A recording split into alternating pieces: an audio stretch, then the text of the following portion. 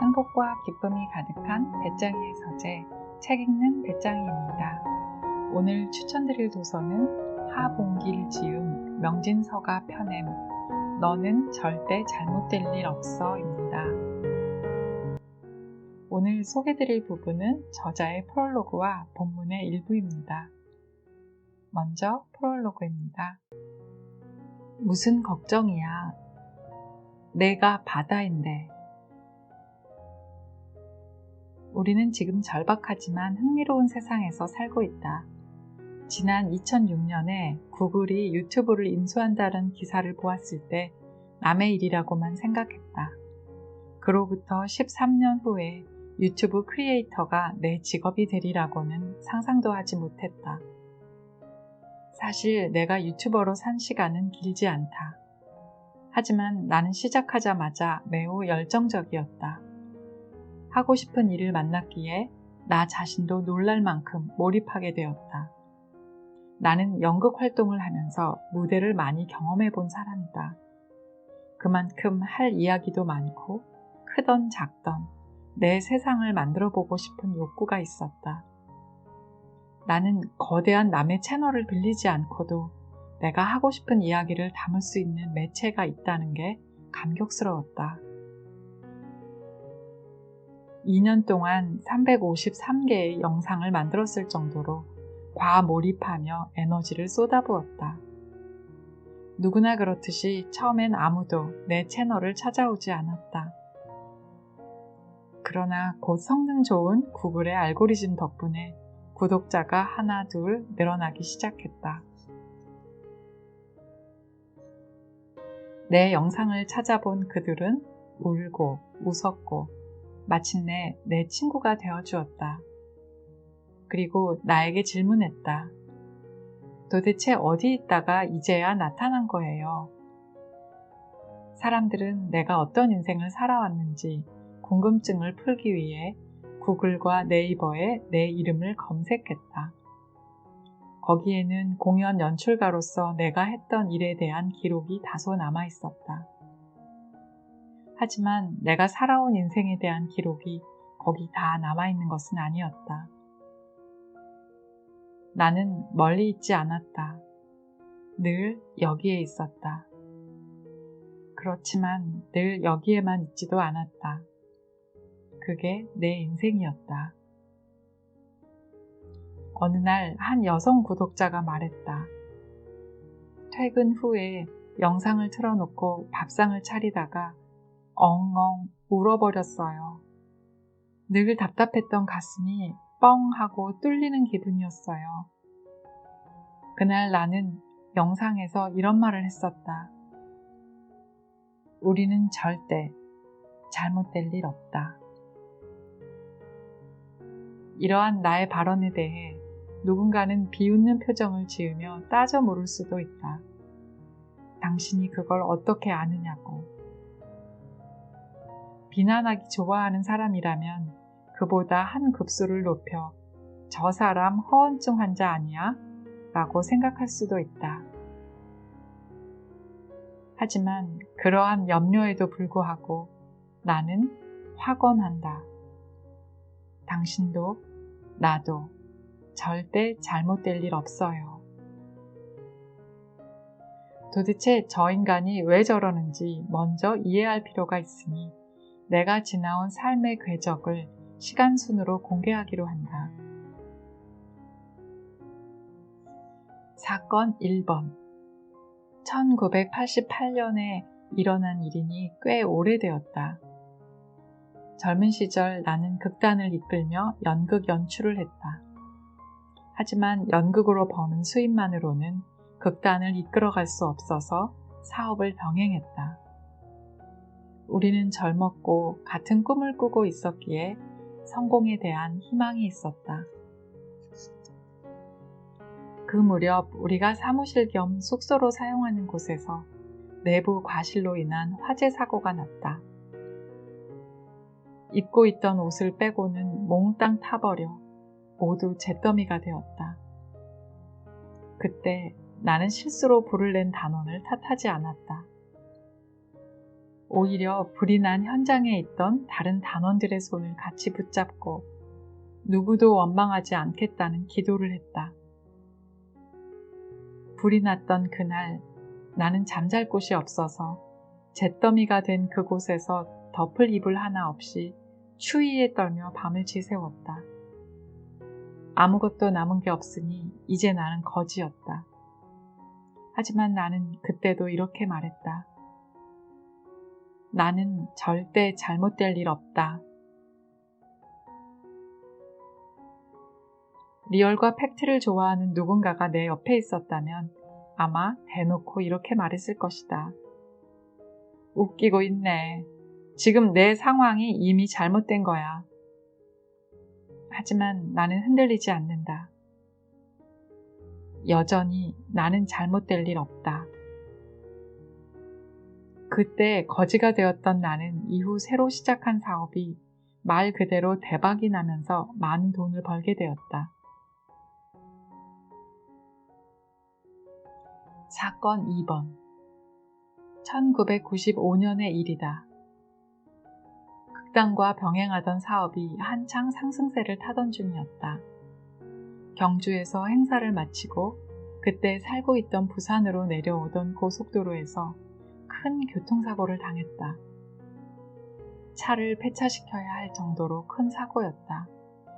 척추와 허리를 다쳐서 3개월간 대소변을 받아내야 할 만큼 위중한 상태였다. 다행히 얼마 안 가 중환자실에서 일반 환자실로 옮겨졌지만 의사는 잘못 움직이면 반신불수가 될 수도 있다고 경고했다. 그 말을 듣고 나서도 나는 또 나 자신에게 말했다. 나는 절대 잘못될 일 없다. 그리고 병원에서 퇴원하기로 결심했다. 모두들 나를 미친놈이라고 생각했다.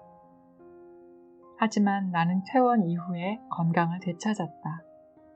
그리고 지금까지도 건강에 큰 문제 없이 잘 살고 있다.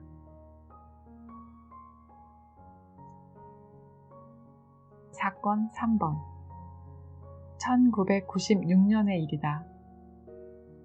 서울 종로 5가에 매장을 갖고 있을 때였다. 밤사이 매장에 도둑이 들었다. 커다란 트럭을 가지고 와서 매장의 물건을 몽땅 털어갈 정도로 간 큰 도둑이었다. 그 사건은 매장 관리를 맡긴 직원들이 힘들다고 매장 문을 열어놓고 도망가 버린 어이없는 일에서 시작되었다. 물론 사람을 잘못 쓴 내 책임이다. 그때 나는 부산에 있는 극단을 포기하지 못해 여전히 부산에서 살고 있었는데 소식을 듣고 사태 해결을 위해 비행기를 타고 서울로 올라왔다. 도착해보니 전화기와 난로까지 털어간 매장에는 쓰레기만 휘날리고 있었다. 트럭으로 허겁지겁 짐을 싣고 가는 걸 본 이웃 가게에서는 도둑이라고는 상상도 못했고 부도를 낸 가게 사장이 야반 도주하는 줄로만 알았다고 했다. 그때도 나는 나 자신에게 이렇게 말했다. 나는 절대 잘못될 일 없다. 사건 4번. 2002년경 초등학생 아들이 뇌전증으로 쓰러졌다.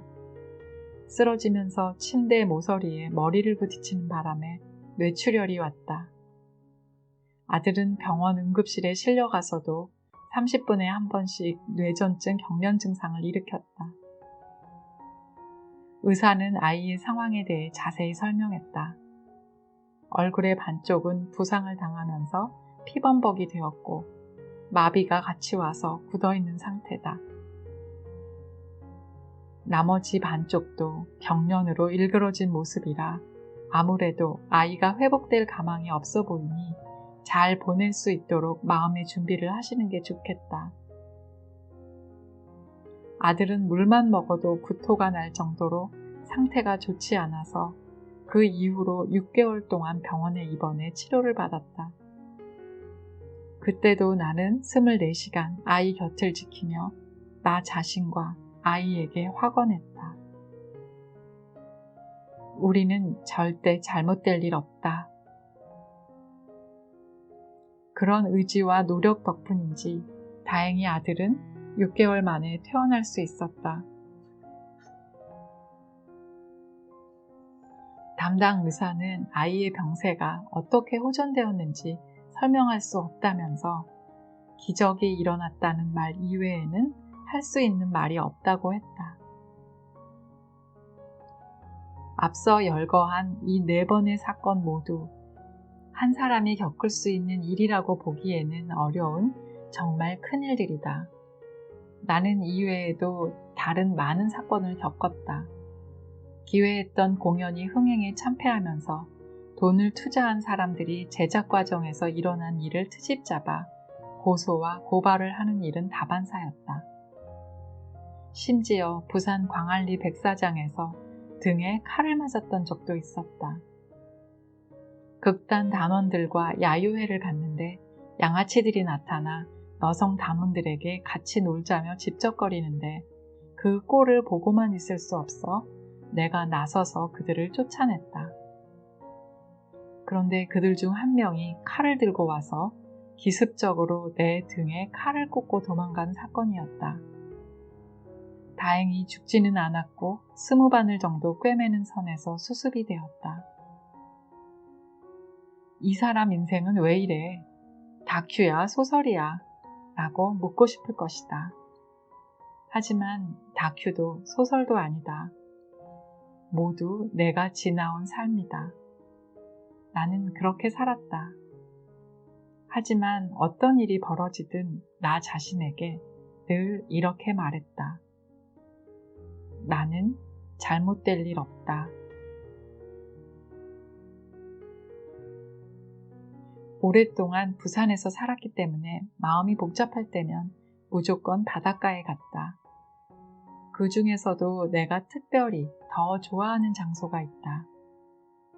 해운대를 넘어 울산으로 가는 길에 있는 바위가 많은 해변이다. 가끔 그곳에 가서 차를 세우고 부딪히는 파도를 바라보곤 했다. 파도가 밀려와 바위에 부딪혀 포말이 되어 사라지는 모습을 보던 어느 순간 나는 그 파도에 완전하게 감정이입이 됐다. 큰일 났다.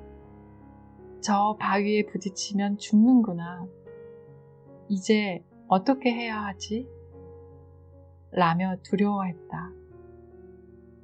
그런데 그때 불안과 두려움에 떨고 있는 파도에게 바다가 따뜻하게 말하는 소리가 들렸다. 무슨 걱정이야. 내가 바다인데. 나는 그 순간 오랫동안 알고 싶었지만 알 수 없었던 인생의 비밀 하나를 비로소 깨닫게 되었다. 내가 단지 바위에 부딪혀 부서지는 파도가 아니라 원래부터 바다였다는 것을 알게 된 것이다. 어쩌면 매우 단순한 깨달음이었지만 인생의 근원에 대해 이해할 수 있었던 깊고도 강렬한 체험이었다. 나는 오랜 시간 인생의 비밀을 찾아 헤맸다. 성경을 소리내어 100번 읽는 미친 짓을 했을 때 그 전과는 다른 특별한 눈이 열리는 것을 경험했다. 그리고 도덕경과 금강경과 천부경의 세계로 넘어갔다가 다시 양자물리학의 세계로 들어섰다. 놀랍게도 그들 사이에는 모두 연결고리가 있었다. 그때 나는 비로소 지금 내 눈앞에 펼쳐진 세계가 의미하는 바를 매우 구체적으로 알게 되었다. 이제 나는 당신을 내 세계에 초대하려고 한다. 마음을 짓누르는 무거운 것들을 내려놓고 함께 떠나는 이 여정에 젊은 당신들을 초대하고 싶다. 나눠줄 에너지를 가득 담고 떠나는 이 여정에 삶에 대한 질문이 필요한 사람이라면 누구나 합류할 수 있다. 같이 가는 이들 모두에게 크고 작은 행복의 여정이 될 것임을 나는 믿는다. 파트 1. 나도 대박나는 삶을 살고 싶다. 인생에서 대박 기운이 코앞에 오는 8가지 징조. 대운이라는 말은 사주명리학에서 비롯되었다. 대운이란 인생의 10년을 지배하는 기운을 말한다. 그래서 주기 또는 리듬이라 설명할 수 있겠다. 수학적으로 보면 로그 그래프다. 그런데 양자 물리학의 영향권 안에 있는 내 방식대로 설명하자면 대운이란 에너지가 바뀌는 주기다. 바뀔 때도 크게 바뀐다. 크게 바뀌어서 대운이다. 인생이란 상승과 하락을 오가는 장엄한 변주곡이다. 인생에서 운이 온다는 것은 매우 중요한 일이다. 하지만 운은 추상적인 게 아니다. 계절이 바뀌는 것과 같은 자연의 변화나 다름없다. 그래서 운은 기운이다. 우리가 늘상 기분이 달라지듯이 기운도 달라진다. 대운이라고 하는 것은 평상시보다 더 큰 기운이 오는 상태를 말한다. 인간에게는 기감이라는 게 있기 때문에 알려고만 하면 충분히 알 수 있다. 내 평소 기운과는 완전히 다른 게 오는 것이다. 뭔지 모르지만 내 평소의 기운과는 엄청나게 다른 것이 올 때는 감당이 안 될 정도의 기운, 즉 에너지가 나에게 오는 것이다. 기운이 다가올 때 자이든 타이든 환경이 완전히 바뀐다. 안정적이고 고정적인 내 패턴이 일순간 바뀐다. 자의냐 타의냐는 상관없다. 그런데 문제는 그럴 때 우리는 매우 당혹스럽고 불안을 느낀다는 점이다. 대운이 온다는 것은 일이 술술 잘 풀리고 즐거운 일만 있다는 의미가 아니다. 쉽게 말하면 멘붕을 경험할 일이 계속 생긴다는 뜻이다. 큰 기운이 올 때는 그 기운에 떠밀려 갈 수밖에 없다. 그래서 그 징조를 8가지 정도의 상황으로 정리해 보려고 한다. 상황 1. 환경의 변화가 발생한다. 낯선 곳으로 가게 되거나 두려운 일이 벌어진다. 이를테면 직장에서 연고 없는 낯선 지역으로 발령을 받을 수 있다. 군대를 가게 될 수도 있다. 직장에서 해고될 수도 있다. 나를 미지의 세계로 막 떠미는 상황이다. 내가 어찌해 볼 틈도 없이 나를 둘러싼 환경이 바뀐다. 리셋이다. 이는 내가 변화해야 할 시기, 내게 리셋이 필요한 시기라고 받아들여야 한다. 자연의 법칙에서 원자의 속성상 에너지의 결합이 이루어지는 상황이다. 환골탈태하듯이 내몰려진다. 내가 튕겨진다. 이때 불안한 마음은 가장 큰 적이다. 불안하면 에너지가 수축되기 때문이다. 상황 2. 오랫동안 알고 지내왔던 관계가 깨진다. 그녀는 8년쯤 사귄 남자친구에게 이별을 통보받는다. 최근에 결혼 이야기가 나왔던 상황이었다. 황당하다. 하지만 이 정도 사례까진 괜찮다. 그 다음 사례는 결혼을 약속하고 상견례까지 치룬 상대가 결혼을 깨자고 한다. 멘붕이다. 중년의 아내가 이제 아이도 다 키웠으니 이혼을 하고 싶다고 하는 사례도 있다. 아내는 오래 꿈꿨던 일이라고 한다. 남자는 꿈에서도 생각해보지 않았던 상황이다. 남자는 아내를 붙잡는다. 하지만 이미 타이밍이 늦었다. 어쩔 수 없이 아내가 원하는 대로 해줄 수밖에 없다. 그 외에 가까운 사람의 죽음을 경험하거나 절교를 경험하는 일도 있다. 싫다. 도망가고 싶다. 절대 겪고 싶지 않은 일이다. 평생 갈 수 있는 끈끈한 관계였는데 아주 우습게 배신을 당한다. 이렇듯 이제 누구를 의지하고 인생을 살아야 하나 싶을 정도로 내 주변 사람들의 물갈이가 이루어진다. 내 인생의 근간이 흔들릴 정도로 강한 충격이 느껴진다. 그런데 이게 나쁜 게 아니다. 내게 큰 기운이 찾아왔기 때문에 달라지는 것이다. 그러나 이런 일들은 사람의 마음을 아프게 하고 힘들게 한다. 힘들어서 도망치고 싶어진다. 술에 의존하거나 인터넷 게임에 빠져드는 어리석음을 범할 수 있다. 인생에서 가장 어려운 시기가 될 수 있다. 모든 게 갈아엎어지기 때문에 찢어지는 아픔이 있다. 대폭풍과 해일 앞에서 나는 매일 갈아엎어진다. 상황 3. 그동안 하지 않았던 것들을 하고 있다. 안 해본 것들이나 낯선 일들을 하고 있다. 이게 실제로 경험해보면 되게 신기하다. 자기 마음이, 자기 에너지의 흐름이 바뀐 거다. 그래서 안 하던 짓을 하게 된다.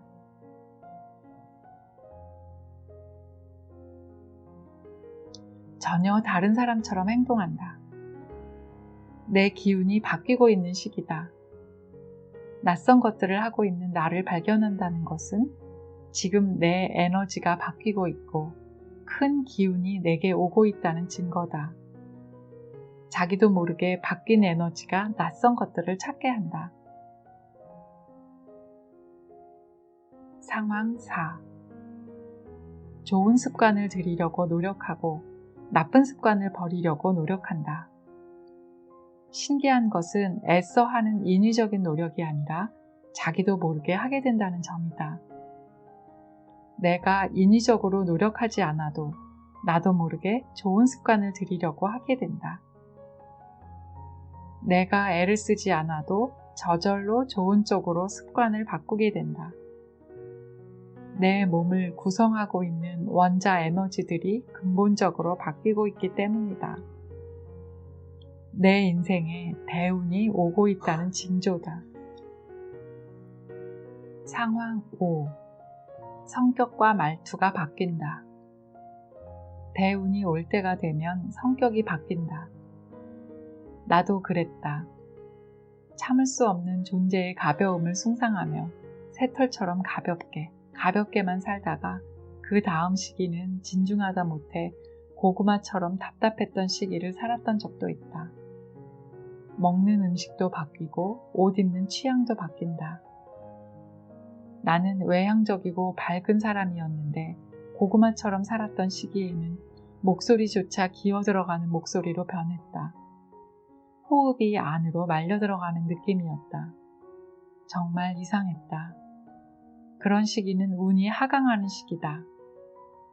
대운이 오는 시기에는 목소리가 밝게 변한다.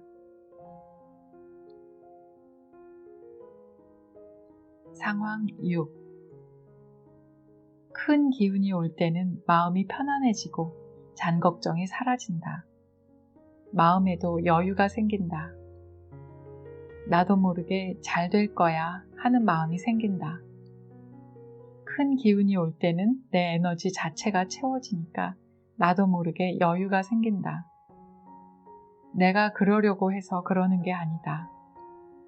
처음에 환경이 바뀌고 사람이 갈려나가고 할 때는 불안하고 힘들지만 이쯤 오면 마음에 여유가 생긴다. 생길 수밖에 없다. 상황 7. 얼굴빛이 좋아지고 표정이 밝아진다. 너무 불안하고 고통스럽고 힘든 시점이 지나간다. 내 인생 이제 끝인가 보다 라는 탄식의 한숨이 절로 나올 만큼 대절망의 시기를 지난다. 이때 큰 기운, 즉 대운이 찾아온다. 정신 구조가 다 바뀌고 만나는 사람도 다 바뀌게 되는 시기다. 상황 8. 자신감이 생기고 사고가 긍정적으로 변한다. 원자의 속성이다. 원자가 채워지고 방출되는 과정이다. 원자가 교체되는 과정에서 우리는 수시로 바뀐다. 에너지의 흐름이 바뀔 때마다 만나는 사람도 바뀌고 식습관도 바뀐다. 이런 시기를 보내는 사람들은 절망하면 안 된다. 내 인생에 대박의 기운이 오려고 하는 것임을 알 수 있어야 한다. 내 몸이 바뀌고 내 환경이 바뀌고 내가 만나는 사람이 바뀌고 모든 것이 다 바뀌는구나. 그런데 이게 나쁜 게 아니었구나. 나락으로 떨어지는 게 아니었구나. 큰 기운이 오는 시기다 보니까 내가 이렇구나. 라고 느낄 수 있어야 한다. 이런 큰 변화의 기운을 불안해하지 말고 잘 소화해야 한다. 그럴 때 찾아온 대운은 오래 간다. 그렇지 않고 받아들일 준비가 되어 있지 않다면 왔다가도 오래 머물지 않고 빨리 가버리고 만다. 그런데 역으로 생각하면 이 정도 바뀌었으면 오래 가야 하지 않겠나? 그래서 대운이 10년 간다는 말이 나온 것이다. 그러니 이제 이런 상황이 오면 내 인생이 왜 이렇게 죽을 쓰고 있나 기죽지도 말고 도망하거나 회피하지도 마라. 아직 내 눈에는 보이지 않지만 내 인생의 양자도약이 바로 코앞에 와 있다는 증거임을 분명히 알아야 한다. 꿈. 다른 이의 눈에는 내가 품은 꿈이 거창하거나 황당해 보여도 너는 너와 상관없는 꿈을 꾸지 않는다. 우리는 모두가 다른 꿈을 꾼다. 하지만 모두가 자신과 관계 있는 꿈을 꾼다. 그래서 그 꿈은 자신의 꿈이지 타인의 꿈이 아니다. 내가 꿈을 향해 도전하는 동안 가슴은 여전히 설레고 여러 번의 난관을 만나도 자신감이 없어지지 않아서 넘어져도 다시 일어날 수 있는 힘이 샘솟고 있는 중이라면 누가 뭐라 해도 그 꿈은 반드시 이루어진다. 너는 타고난 에너지가 작아서 어떻게 해야 자신의 에너지 용량을 키울 수 있겠냐고 물었어. 방법은 있어. 지금 내가 가진 작은 에너지를 몽땅 소진해 볼 만한 일에 올인하면 돼. 중간쯤 가다가 어정쩡하게 그만두면 안 되고 한계 용량에 다다라서 탈진 상태까지 경험해야 돼. 운동을 해야만 근육량이 늘어나듯이 이때 비로소 너의 에너지 총량도 늘어나게 돼.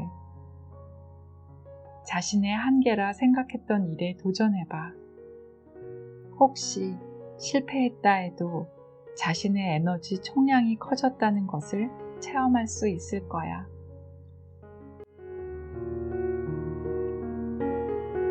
내가 나로 살 때 절대 잘못될 일 없다. 다 끝난 것 같아. 어떤 방법도 없는 것 같아. 남은 기력도 없어. 무기력에 빠져들어도 아무도 내 손을 잡아줄 사람이 없어. 그래, 인정해. 포기하는 게 차라리 낫다는 내 말이 맞는 것 같아. 하지만 포기하기 전에 자신을 한번 내버려 두고 지켜봐. 지금부터 뭘 하든지 하고 싶은 대로 하게 그냥 둬봐. 울고 싶다면 울게 두고 화내거나 욕하고 싶다면 그대로 하도록 허락해줘. 그리고 온전히 지켜보기만 해. 무기력해지면 무기력을 허락해줘. 그리고 말해줘. 너는 절대로 잘못될 일 없다고.